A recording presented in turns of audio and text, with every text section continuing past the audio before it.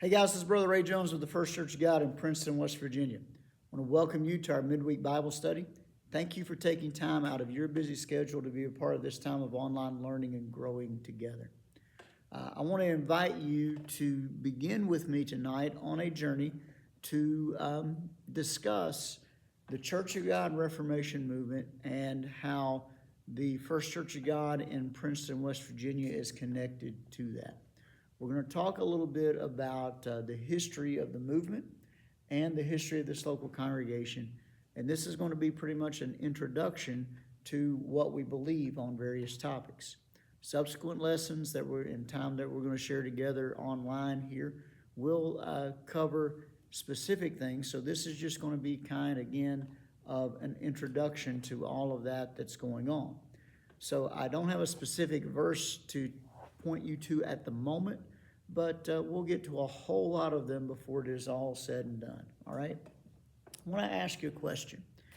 If you had never heard of Jesus and he miraculously appeared to you and compelled you to believe in him, and then you placed faith in him, and he told you after believing on him, hey, welcome into the family.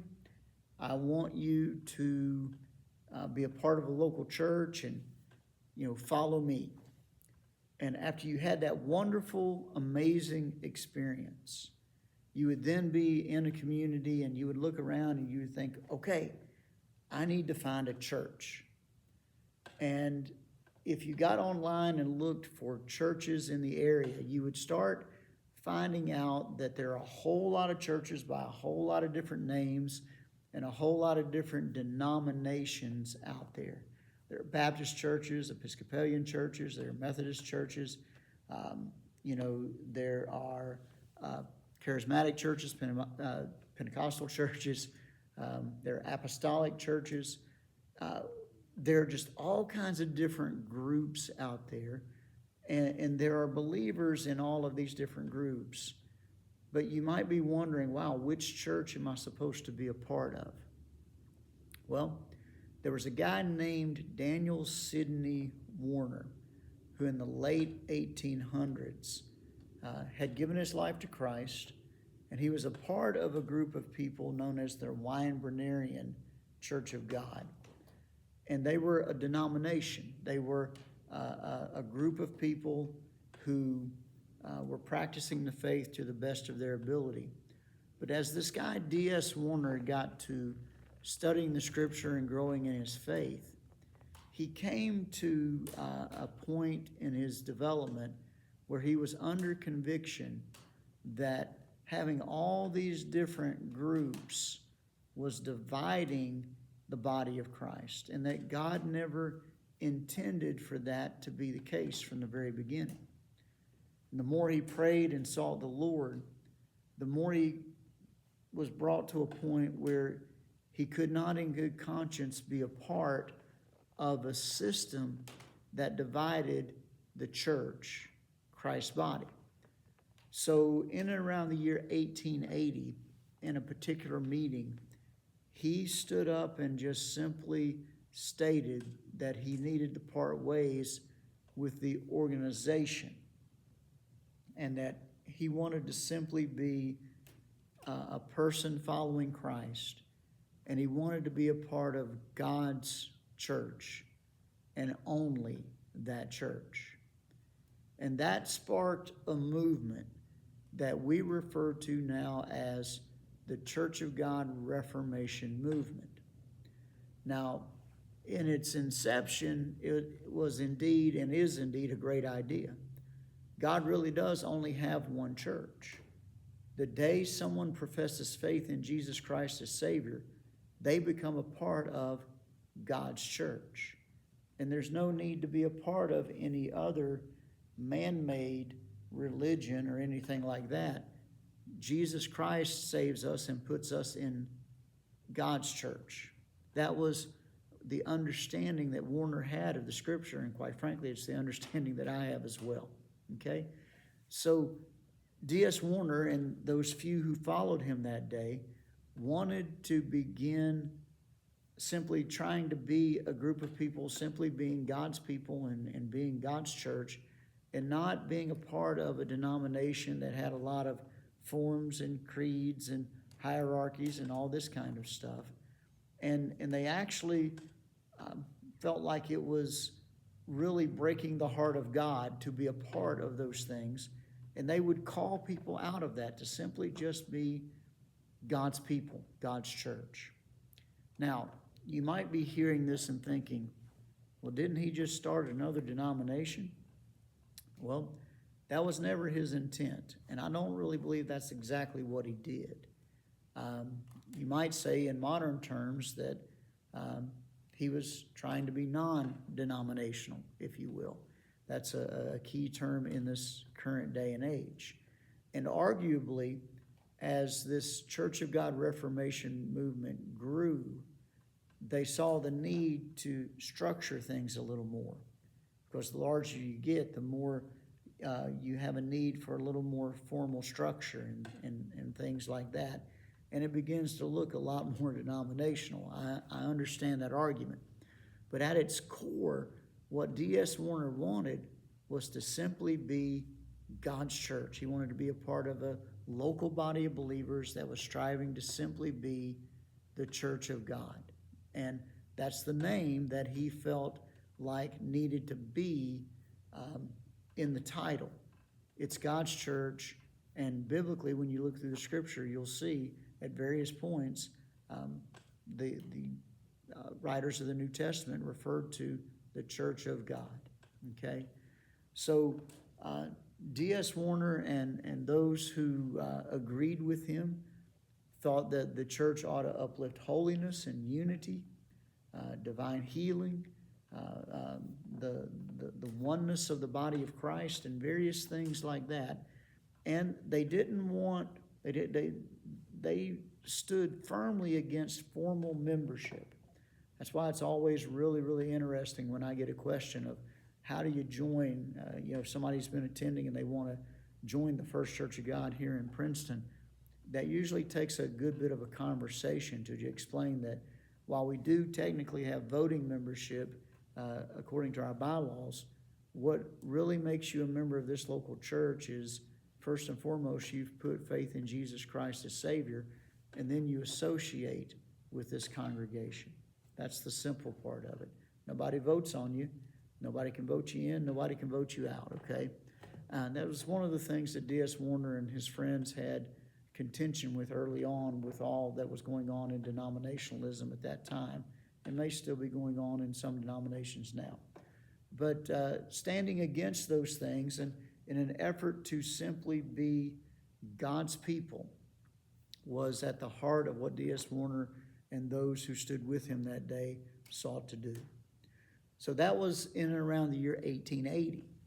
And in and around the year 1900, there was a lady here in this Princeton area by the name of Rachel Bailey who heard this message. She at the time was associated with the Methodist Church. They were a holiness group at that time that were seeking the Lord. But when Rachel heard the message that, you know what, God really just has one church and that's the only church you need to be a part of, that resonated with her. And she began sharing those kind of messages right here in the Princeton community. She preached in various places in this area. And at that time, looking at 124 years ago, it was not uncommon to have tent meetings.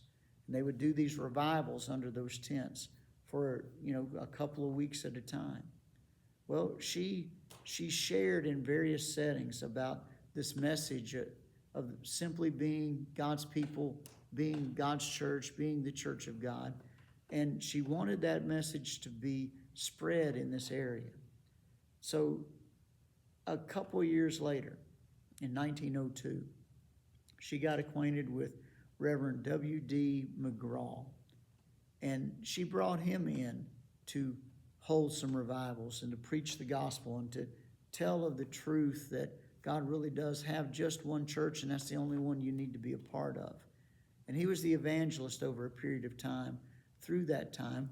And there were people coming to know Christ and coming to agree with this type of thinking. And as they did that, they were forming a group of people who were simply trying to be non-denominational, if you will, and being God's people in this community. Well, through this time from 1902 to 1906, there were these different revivals that Pastor McGraw held, and one of them was actually held under a brush arbor. And I was interested to read that because that must have been the going thing in the early 1900s, because the church I pastored in Louisiana got its start under a brush arbor meeting, okay? Who knew that was the trend? Well, in 1913, after all these revival meetings and different gatherings have been going on for a little over a decade now, there was a group of people who had been meeting in homes and wherever they could, and they were becoming the first Church of God congregation associated with the Reformation movement here in this area. And they got a local storefront over on North Walker Street here in the Princeton area, and they used that to house the congregation. There was a man in one county over, actually, I think in the Hinton area, by the name of Reverend Joseph Jenkins, who became the first pastor of the church. And he did so part-time. It's my understanding he was a farmer, but he would also minister to this group of people who was seeking to just be, again, God's people in this community, worshiping him and serving him and trying to win others to the cause of Christ. Well, Pastor Jenkins served at a part-time level from 1913 till about 1917. But then the congregation grew, and in 1917, they were able to call their first full-time pastor, and that was Reverend Ira W. Kinzer. Brother Kinzer stepped into the role of ministering to this growing congregation, and he was able to put forth his full-time vocational effort in that way. Well, in some time, Pastor Kinzer resigned, and then there was a stint of various pastors who had some short tenures here. Pastor R. DeWitt Howell was here for 1 year. Then J.H. Jenkins was here for a short time, followed by Pastor M.P. Rimmer, who stayed for about 14 months. And then O.O. Bogus served for about 6 months, all starting in 1917 and leading up into the early 1920s. Well, in the early 1920s, in 1921 to be exact, the church had its first building built. The congregation was growing, the Lord was blessing, and under Pastor Bogus's leadership, I believe, the first building was built. And then in 1921, that's when that building was built. In 1930, Pastor Floyd Furrow became the pastor until 1933, and then he was followed by Reverend Thomas Sexton, who was able to pastor the congregation for about 5 years and left in 1938. From 1938 to 1950, Pastor J. Tommy Williams was at the helm of the First Church of God here in this community. He left in 1950 and was followed by Reverend James W. Nida. Pastor James, had the privilege of being the first pastor to stay in the parsonage. The church acquired a house for their pastor to stay in. They built a house, actually, if I remember this correctly. And this was the pastor who got to stay there, Pastor James Nida. Well, Pastor Nida left in 1951, and he was followed by Pastor Lloyd Crabtree, who was here with us for about a year. Then in 1952 to 1956, Pastor George T. Mitchell led the First Church of God here in Princeton. Under his leadership, as the congregation was growing, they had to make some renovations to the building. And this building, if I understand correctly, was the one that was over on Straley Avenue here in Princeton. I've had a few conversations since I've been pastor here about folks who remembered the building when it was back on Straley. Well, if you're hearing this and you remember that building, congratulations, you're in a unique category of people now. Unfortunately, many of the people who can remember back that far have gone on to heaven. But that time on Straley Avenue was an important time in the life of this congregation. And at this particular point in time, these renovations needed to be made to make room for more people who were being ministered to through the ministry of this congregation. Well, Pastor Mitchell served until 1956. Then in 1956, Pastor A.W. Campbell came into the pastoral role here at the congregation. He stayed until 1961, and then he was followed by Clifford C. Funk, who served until 1964. And through this time, the congregation continued to grow and develop a very healthy ministry to the people in Princeton and the surrounding areas. Now, from there, in 1964, there was a gentleman and his wife, Pastor Cecil Watson, became the pastor of the First Church of God here in Princeton. And the congregation was growing at that point to where they were in need of a better facility than what was provided over on Straley Avenue, even with those renovations that had been made. It was under Pastor Cecil Watson's leadership that he organized a building campaign, and property was purchased on 1815 Honaker Avenue. Now, that property is actually referred to as 301 Mahood Avenue now, because Honaker is the street behind me, and then on the other side, the other direction, is Mahood Avenue.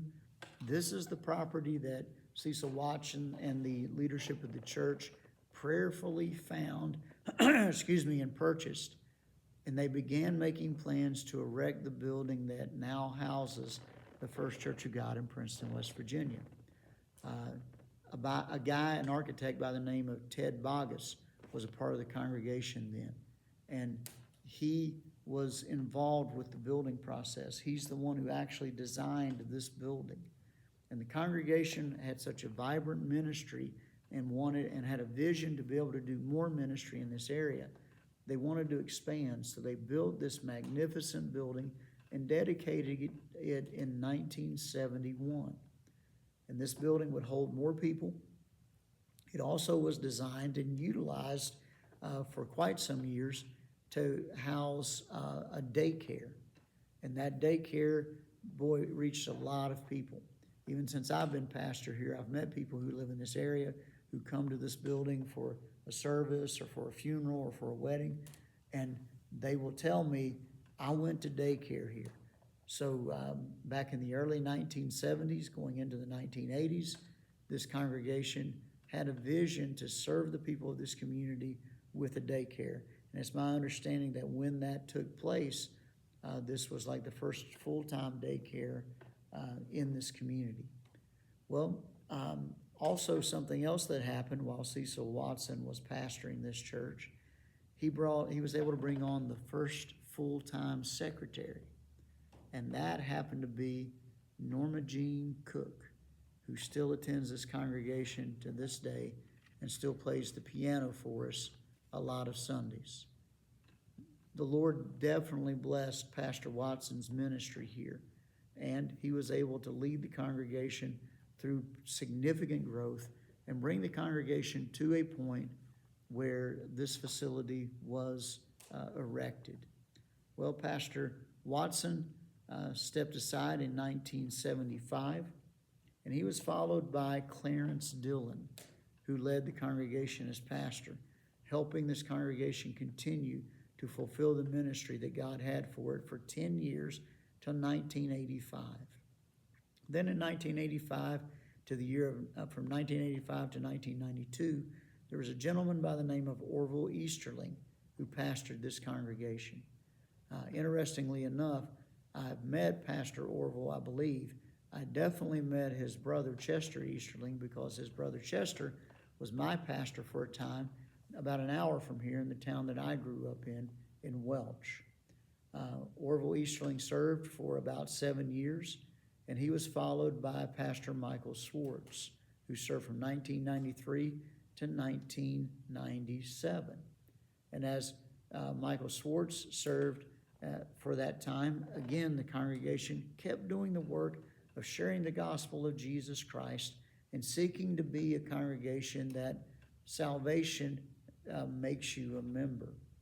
In 1998, a man by the name of Gary Swager came to be the pastor of the First Church of God here in Princeton.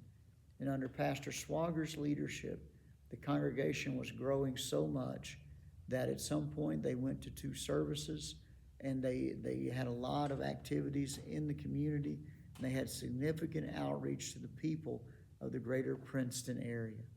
Pastor Swager served until 2005, and he was followed by Pastor Charlie Shrewsbury, who served for a time. After Pastor Shrewsbury's tenure was over in 2007, Pastor Paul and his wife, Sister Sue Stokes, took the helm of leadership at this congregation. Pastor Paul and Sister Sue stepped into the life of this congregation at a very important time and was able to help them get some direction on some things that needed to happen to turn some corners and get renewed ministry efforts taking place. They left in 2014, and then a friend of mine by the name of Larry McAllister Jr., he became the pastor of this congregation in 2014 and served here for about 3 years until 2017. Well, during that time, Pastor Larry helped the congregation reach various people, and he did a great work here. His teaching ministry is remembered by so many who attend this congregation, and I can understand why. Larry is a personal friend of mine. We went to college together. I know him to be a man who has a heart for God and for God's Word, and he definitely, when he stands and preaches and teaches, he's done his homework, and he keeps your interest, and you're going to learn something that is very sound when you listen to Pastor Larry preach and teach. Well, Pastor Larry McAllister Jr.'s time in this congregation came to an end in 2017. The congregation took some time after Pastor Larry left to evaluate some of how they were structured and different things that were going on. And it wasn't until 2019 when I had the opportunity to become the pastor of this congregation. At the time of this recording and the time that this will air, I will be at approximately the 5-year mark of having the opportunity to lead this congregation as the pastor. Now, my desire has been and continues to be for us to be a congregation that is definitely associated with the Churches of God out of Anderson, Indiana, but we're striving to be a congregation that simply is making more and better disciples of Jesus Christ. And each of the men and women whom God has used down through the years to bring this congregation to this point have been important people. I understand, as I now am about the 23rd pastor person to serve as pastor of this congregation, if I counted correctly, that I'm in a long list of great people whom God has seen fit to work through. And I want to do my part to see to it that we continue to grow and to represent Christ well, not only in the Princeton area, but here in the surrounding areas and even all the way around the world. So this congregation got its start because of a lady who heard the message that resonated in D.S. Warner's heart. That is the biblical message, that there really is only one church. There's one body. There's one baptism. There's one Lord. And that's the only church you need to be a part of. So that message was heard by Rachel Bailey, and she shared it with others in this community over 120 years ago. People heard that message and it resonated with them. And from then until now, this congregation has been working hard to simply try to be God's church. That work continues to this very day, and I'm grateful that I get to try to lead it from this point. Now, we're still a congregation where we don't have formal membership, and yet we do have some things that are very clearly beliefs that we hold dear, and they are biblical beliefs.